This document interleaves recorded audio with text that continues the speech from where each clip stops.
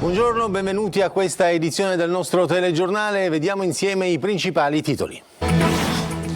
Mio padre tradito da un amico e poi lasciato solo, le amare parole di Manfredi Borsellino, figlio del giudice Paolo, ucciso in via D'Amelio il 19 luglio di 33 anni fa con la sua scorta.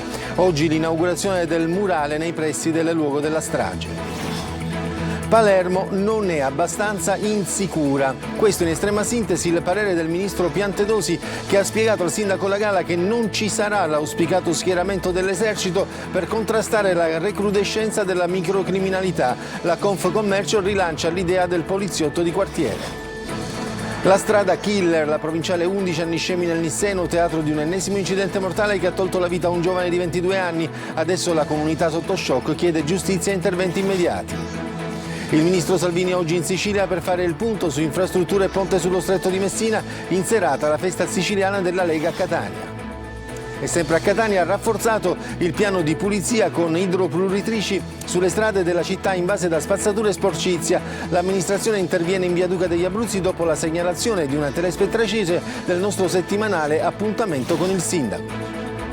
Se il giro costa più della carrozza, a Palermo non si placa la polemica per il conto salato di 500 euro che alcuni turisti spagnoli hanno dovuto pagare per fare una passeggiata in carrozza. Il comune avvia indagini e promette sanzioni. A Siracusa pensiline introvabili e gli utenti sono costretti ad aspettare l'autobus in piedi sotto il sole. Qualcuno ha pensato di organizzarsi. Calcio, tra ritiri e mercato, squadre siciliane al lavoro. Per il Palermo oggi prima uscita amichevole, il Catania invece si muove per uno scambio col Campobasso.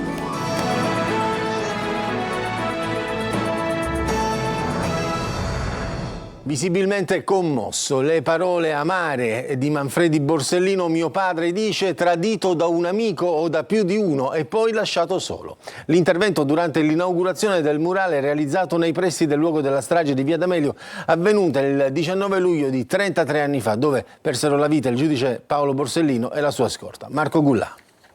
Ancora siamo alla ricerca di questo amico che l'ha tradito, ma indipendentemente dal nome o cognome che possa avere, uno o più amici che l'hanno tradito. Trattiene a stento le lacrime, l'emozione lo travolge, ma Manfredi Borsellino, figlio di Paolo, a 2 giorni dal 33esimo anniversario della strage di via D'Amelio, non usa mezzi termini e punta il dito ancora contro chi ha tradito suo padre.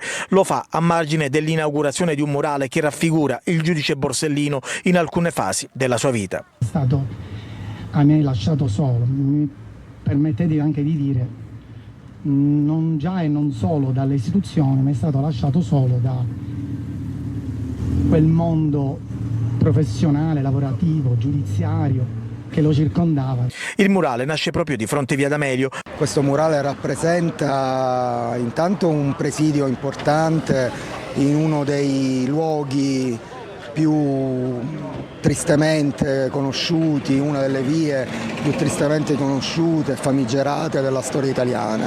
Al centro il giudice bambino stringe tra le mani l'agenda rossa, metafora della verità da custodire e tramandare. Accanto a lui la figura dell'amico e collega Giovanni Falcone, la Fiat 126 imbottita di esplosivo e i corvi, simbolo della mafia, che si trasformano in gabbiani, segno di libertà e speranza. Io credo che già la mia emozione di canto tutto. E penso anche che l'espressione dei figli.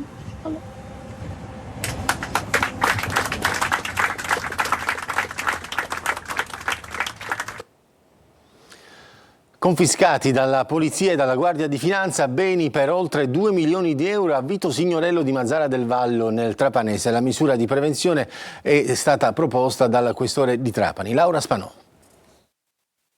Acquisiti al patrimonio dello Stato definitivamente beni confiscati stamane a Vito Signorello di Mazara del Vallo, già raggiunto da numerose condanne divenute irrevocabili per bancarotta fraudolenta, evasione fiscale, mancato versamento di oneri tributari e altri reati in materia fiscale. Si parla di beni per 2.300.000 euro. La confisca eseguita da Polizia e Finanza ha riguardato un appartamento, un locale adibito a deposito, un'imbarcazione, 5 rapporti bancari, quote societarie, l'intero compendio aziendale di 3 società società ed ancora un albergo, uno stabilimento balneare con ristorante e un lotto di terreno, tutti a Mazara. Secondo gli investigatori, Signorello avrebbe realizzato negli anni una raffinata organizzazione di società, spesso amministrate tramite prestanome, la cui gestione era improntata all'evasione fiscale e alla distrazione di risorse sia in favore del proprio nucleo familiare che in favore di sempre nuovi progetti economico-imprenditoriali realizzati a discapito dell'erario e dei creditori. Ottenuti nuovi finanziamenti che dovevano essere destinati al risanamento della società in dissesto, Signorello avrebbe distratto i fondi intascandone una parte per il proprio sostentamento e investendo il resto in nuove attività imprenditoriali nel settore ricettivo e turistico, per poi ciclicamente portare le nuove società a bancarotta. E intanto stamane è arrivata in prefettura a Trapani la commissione regionale antimafia presieduta da Antonello Cracolici, che proseguirà la mappatura sullo stato della criminalità organizzata in Sicilia. E non ci sarà l'auspicato schieramento dell'esercito a Palermo per contrastare la recrudescenza della microcriminalità. Il capoluogo non è fra le città che il Ministero dell'Interno considera a rischio, come ha detto il ministro Piantedosi al sindaco Lagalla. Intanto i commercianti chiedono sicurezza. La Confcommercio rilancia l'idea del poliziotto di quartiere. Manlio Viola. Il ministro dell'Interno Matteo Piantedosi sarà presto a Palermo per valutare interventi specifici per la città, così come richiesti dal primo cittadino Roberto Lagalla, che ieri è volato a Roma per incontrare il titolare del ministero insieme al presidente dell'ANCI nazionale e di altri sindaci di città metropolitane come Palermo. Non ci sarà però lo schieramento dell'esercito che qualcuno auspicava e ci vorrà tempo per un aumento delle forze dell'ordine. La situazione della criminalità di strada in città, infatti, secondo i dati del ministero, è meno grave di quella di tante altre città italiane, un dato che il ministro ha voluto sottolineare al sindaco. Da parte del ministro Piantedosi un annuncio specifico, cioè quello che sarà da qui a non molto a Palermo per le misure specifiche che riguardano la nostra città, rispetto alla quale però ha voluto segnalare, diciamo, il trend in diminuzione rispetto ad altre città italiane dei crimini commessi nella prima parte di quest'anno. Per parte loro i cittadini e i commercianti denunciano però un senso di insicurezza crescente che non corrisponde ai dati del Ministero. Si rischiano disdette da parte dei turisti e diminuzioni anche dei consumi interni. Patrizia Di Dio, responsabile nazionale sicurezza di Confcommercio e presidente di Confcommercio Palermo, torna a lanciare la sua proposta. Il ripristino del poliziotto di quartiere e una maggiore presenza delle forze dell'ordine, perché sono un deterrente efficace di prevenzione verso i malintenzionati e dà sicurezza a cittadini, turisti e imprese. Ci sarà comunque un tavolo nazionale per la sicurezza nelle città metropolitane, si lavora all'accesso alle banche dati nazionali delle polizie municipali e locali e arriveranno fondi per aumentare il controllo del territorio. E sempre a Palermo, 4 arresti per spaccio di droga. Tutti i corrieri sono di origine romana, sequestrati stupefacenti per 500.000 euro, nascosti in 2 trolley e in un borsone, 11 involucri con 690 panetti di hashish del peso di 70 kg. La droga era in un'auto fermata dalla polizia per un controllo. Maxi operazione della Polizia Ferroviaria a Messina, 10 misure cautelari e 4 aziende sequestrate per traffico illecito di rifiuti metallici. Eva Spampinato. 2 anni di indagini minuziose a tutto campo, con servizi di osservazione, sequestri, intercettazioni telefoniche ambientali, acquisizione di documenti per scoprire una rete sporca, ben oliata e tutt'altro che improvvisata. L'indagine della Polizia Ferroviaria di Messina ha smascherato un sistema ben rodato tra la città dello Stretto, Catania e Agrigento, con un giro illegale di rottami e demolizioni sotto copertura imprenditoriale. 10 le misure cautelari eseguite, tra carcere e domiciliari, per un traffico illecito di rifiuti metallici che si muoveva silenzioso tra le città siciliane. Al centro dell'inchiesta 4 aziende formalmente dedite alla raccolta di materiale ferroso e alle autodemolizioni. Ma dietro i capannoni e le insegne c'era ben altro, un meccanismo organizzato per aggirare le normative ambientali, con tonnellate di rottami gestiti in modo illecito. Le imprese sono ora sotto sequestro, ma continueranno a operare per un anno sotto la guida di un commissario giudiziale. L'ennesima dimostrazione che dietro il business dei rifiuti spesso si nasconde una filiera criminale che inquina non solo l'ambiente, ma anche l'economia legale. È conosciuta come la strada killer. La provinciale 11 a Niscemi, nel Nisseno, è teatro di un altro incidente mortale che ha tolto la vita a un giovane di 22 anni, Matteo Cannizzo. Adesso la comunità sotto shock chiede giustizia e interventi immediati. Gerry Italia. Ancora sangue sull'asfalto della SP11 alle porte di Niscemi, un asse viario che ormai tutti chiamano tristemente la strada killer. Ieri l'ennesima tragedia. A perdere la vita è stato Matteo Cannizzo, 22 anni, un ragazzo solare, pieno di sogni e molto conosciuto in città. La sua auto, per cause ancora al vaglio degli inquirenti, si è ribaltata all'improvviso, finendo la corsa contro un muro a ridosso di un'abitazione. L'impatto è stato devastante. Quando i soccorritori sono arrivati, per Matteo non c'era già più nulla da fare. Un destino atroce e beffardo era lo stesso tratto dove appena pochi mesi fa aveva perso la vita la piccola Aurora Pitino, 9 anni, in un incidente fotocopia. Stessa dinamica, stesso muro, stesso dolore. Due nomi, Matteo e Aurora, due giovani vite spezzate, due famiglie distrutte e un'intera comunità, quella niscemese, che oggi piange e grida. Grida per chiedere sicurezza, per pretendere risposte. Sui social in tanti invocano interventi urgenti, rifacimento del manto stradale, nuova segnaletica, barriere protettive, ma finora nulla è cambiato, solo croci sul ciglio della strada. Adesso la procura di Gela ha aperto un'inchiesta, l'ennesima. Non si esclude il sequestro dell'arteria. Intanto in città il dolore si mescola alla rabbia perché lungo la SP11 si continua a morire. Voltiamo pagina. Il ministro Salvini oggi in Sicilia per fare il punto su infrastrutture e ponte sullo Stretto di Messina. Poi la festa siciliana della Lega a Catania. Luca Ciliberti. La Lega in Sicilia è pronta a raccogliersi attorno al proprio leader Matteo Salvini, che fino a domani mattina sarà in Sicilia, stavolta solo da leader politico e senza il peso dei processi dopo la soluzione sul caso Open Arms. Il vice premier e ministro dei trasporti inaugurerà nel primo pomeriggio un ponte ad Arco San Giuliano sulla strada statale 640 che collega Caltanissetta ad Agrigento, un appuntamento al quale saranno presenti tra gli altri anche l'amministratore delegato di ANAS, GEM, e il presidente della regione Renato Schifani, e poi numerosi dirigenti del ministero. Sarà l'occasione per fare il punto sulla condizione di strade e autostrade siciliane anche a seguito dei cambi al vertice di ANAS in Sicilia e dopo gli ultimatum lanciati dallo stesso Schifani. Secondo i numeri di Salvini, in Sicilia sarebbero stati programmati investimenti a tutto campo superiori ai 22 miliardi di euro per le infrastrutture. Nel tardo pomeriggio poi l'incontro con la comunità politica siciliana, oltre 400 amministratori provenienti da ogni parte dell'isola che si ritroveranno alla playa coordinati dal segretario regionale Nino Germanà. Un momento per fare sintesi con i deputati nazionali, i parlamentari e gli assessori regionali e con alcuni dei vertici nazionali del partito come Durigon e Gusmeroli per parlare di decreto sicurezza e rottamazione delle cartelle esattoriali, due dei cavalli di battaglia della Lega che hanno sostituito il refrain di clandestini e immigrazione. A Messina invece l'assessore regionale alla sanità Daniela Faraoni ha incontrato i sindaci per illustrare la bozza della rete sanitaria, non senza critiche e polemiche, mentre rimane aperto il capitolo del centro cardiochirurgico pediatrico di Taormina. Francesco Triolo.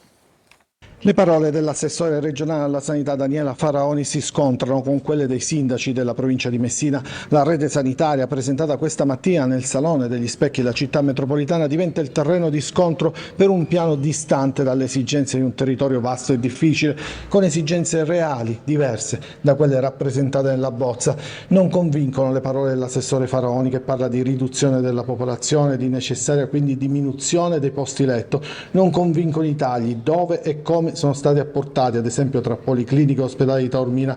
Non convincono le compensazioni, che non tengono conto delle vie di comunicazione e delle posizioni degli ospedali.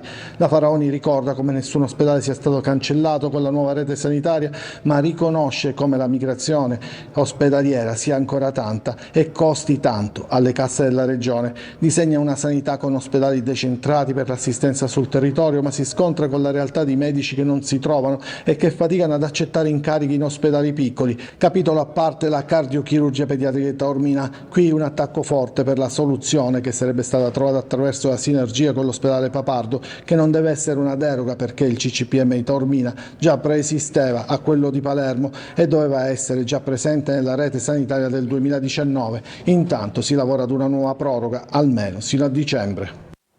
A Catania ha rafforzato il piano di pulizia con idropulitrici sulle strade della città invase da spazzature e sporcizia. L'amministrazione interviene in via Duca degli Abruzzi dopo la segnalazione di una nostra telespettatrice all'appuntamento con il sindaco trentino Giusy Lazzana. La segnalazione è arrivata puntuale e precisa durante l'appuntamento settimanale con il sindaco di Catania Trantino. Una signora stanca di vedere sporcizia di tutti i generi, dalle cartacce agli escrementi di cani lasciati da incivili padroni sul marciapiede sotto i portici in via Duca degli Abruzzi, ha lanciato la denuncia. La risposta dell'amministrazione non si è fatta attendere. All'alba una squadra ha attivato le idropulitrici. In queste immagini all'opera per ripulire non solo il marciapiede, ma anche la pensilina della fermata dell'autobus. Un lavoro che prosegue in altri quartieri della città. Soprattutto in mancanza di pioggia, quindi un lavaggio delle strade particolare con le lance e un detergente profumato per appunto ripulire e lavare marciapiedi e sede stradale. Raccomandiamo ai cittadini di mantenere questa pulizia. Abbiamo incrementato con il sindaco questo tipo di interventi perché necessitava, visto il grande afflusso di turisti e soprattutto nelle aree e nelle strade più trafficate dove insistono molti esercizi commerciali. E resta sempre disponibile il numero 342 74 55 005. Continueremo così a dare voce alle vostre segnalazioni. E continua a far parlare a Palermo la vicenda ai danni di alcuni turisti spagnoli che hanno dovuto pagare il conto salato di 500 euro per un giro in carrozza. Il comune avvia indagini e promette sanzioni. Marco Gullà. 500 euro per un giro in carrozza nel centro di Palermo, un po' troppi. Una coppia di turisti spagnoli è stata vittima di una truffa da parte di un vetturino a Palermo. La corsa, della durata di un'ora, è stata pagata 500 euro. La coppia ha raccontato l'esperienza ad alcuni cittadini palermitani che hanno immediatamente contattato telefonicamente l'assessore comunale Fabrizio Ferrandelli, che si è recato sul posto e ha accompagnato la coppia spagnola negli uffici della questura per formalizzare una denuncia. Già la polizia municipale è al lavoro con le immagini della control room per risalire all'autore del gesto.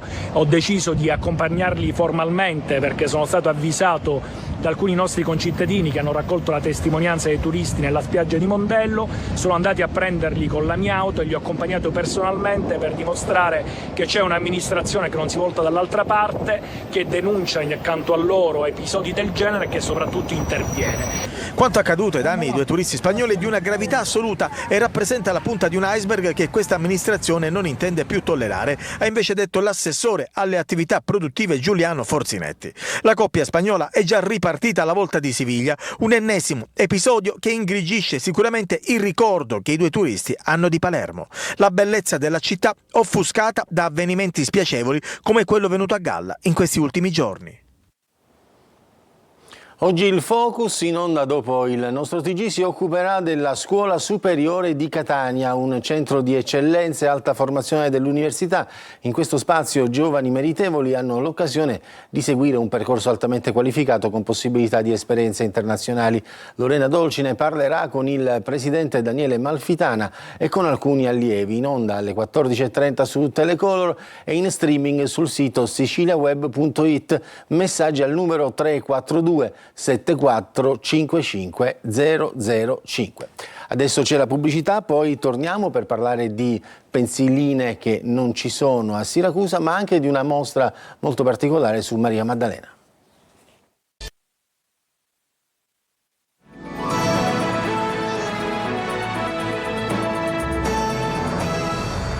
Quando l'attesa del bus urbano diventa una prova di resistenza al caldo, e soprattutto in questi tempi, è quello che accade a Siracusa, dove le pensiline sono introvabili e gli utenti sono costretti ad aspettare in piedi sotto il sole. E così in una fermata della zona nord qualcuno ha pensato di organizzarsi. Vediamo come con Francesco Aloi. Una poltroncina ergonomica e la palina con il QR code. Eccola la fermata del bus ultramoderna. A Siracusa le pensiline sono ormai superate. Scherzi a parte, chi aspetta il bus deve farlo in fermate come questa, sotto la pioggia o sotto il sole, anche cocente. Questa poltroncina l'ho creata io per una persona anziana, perché alla mattina alle 7:15 si sedeva sul marciapiede a rischio di farsi tranciare le gambe. Periferia o centro, la musica non cambia. Il bus lo si aspetta allo stesso modo, all'impiedi. Non ci sono pensiline, non ci sono sedili dove potersi accomodare, non c'è niente.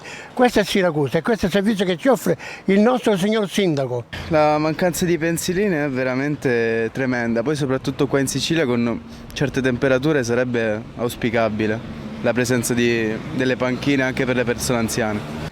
Eppure, da quando è arrivata SAIS, il servizio di trasporto pubblico funziona. Autobus puntuali, puliti, ma manca la comodità nell'attesa.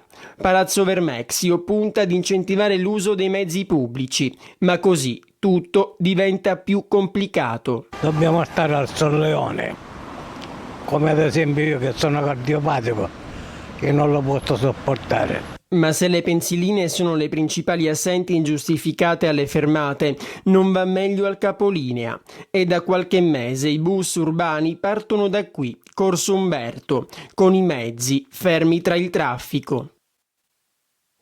Agrigento rende omaggio a Maria Maddalena, figura simbolica tra fede e storia, con una mostra d'arte al Museo Diocesano, opere di grandi maestri da Cecco da Caravaggio a Guercino. Davide Sardo.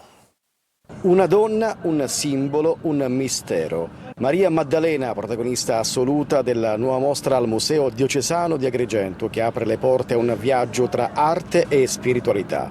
Fino al 30 ottobre il Mudia ospita capolavori ispirati alla Santa, firmati da giganti della pittura come Cecco da Caravaggio e Guercino. Ed è proprio del maestro Emiliano la tela più preziosa dell'esposizione, in arrivo dai Musei Vaticani. La mostra, ideata per il Giubileo della Speranza e nell'ambito di Agrigento, capitale della cultura 2025, vanta la collaborazione di importanti musei italiani, tra cui il Diocesano di Milano e il San Matteo di Pisa. Un'intera sezione dedicata anche ad opere siciliane provenienti da Sciacca, Cammarata, Racalbuto e Palermo. Ci sono dei messaggi che devono arrivare attraverso la figura di questa donna, Maria Maddalena, che riassume in sé quello che è il senso forte della speranza, e l'abbiamo voluta declinare al femminile, perché la figura femminile è più forte di quello dell'uomo, anche se poi esprime tutta la sintesi dell'umanità. Un'occasione unica per riscoprire attraverso l'arte la figura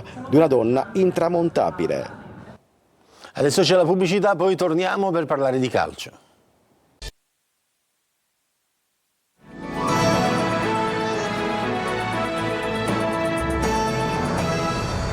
Parliamo di calcio, squadre siciliane tra mercato e primi giorni di ritiro per il Palermo, oggi prima uscita amichevole, il Catania invece lavora ad uno scambio col Campobasso. Francesco Triolo. Lavoro sul campo e trattative di mercato al centro dell'attenzione delle squadre siciliane. Il Palermo, oggi a Châtillon, gioca la sua prima amichevole contro una rappresentativa austana. Nel frattempo si parla di mercato, a breve dovrebbe essere ufficializzato il trasferimento al Bari di Nicolao. Pugliesi, che sono anche su Verre. È il terzo giorno di allenamento a Norcia invece per il Catania di Mimmo Toscano, sedute atletiche di mattina, allenamenti tecnici con la palla e partire la finale di pomeriggio. Sembra essere questo il menù quotidiano dei primi giorni. Si stanno anche valutando le condizioni fisiche dei singoli, così da tarare il lavoro in maniera personalizzata. Sul fronte mercato l'attaccante Francesco Forte, già in ritiro, ha formalizzato l'accordo con il club, mentre il direttore sportivo Pastore sta lavorando ad uno scambio col Campobasso che porterebbe il difensore Davide Mondonico in rosso-azzurro, mentre l'attaccante Davide Marsura andrebbe in Molise. Primo giorno di allenamento invece per il Trapani, la squadra da ieri si trova a Troina agli ordini di Totò Aronica, si attendono le ufficializzazioni per le cessioni di alcuni giocatori, solo una volta sfoltita la rosa si potrà operare in entrata, interessano l'attaccante Parigi del Rimini e Fischnaller, l'ultima stagione alla Torres. È tutto per questa edizione del nostro TG, grazie per averci seguito, buon proseguimento di giornata.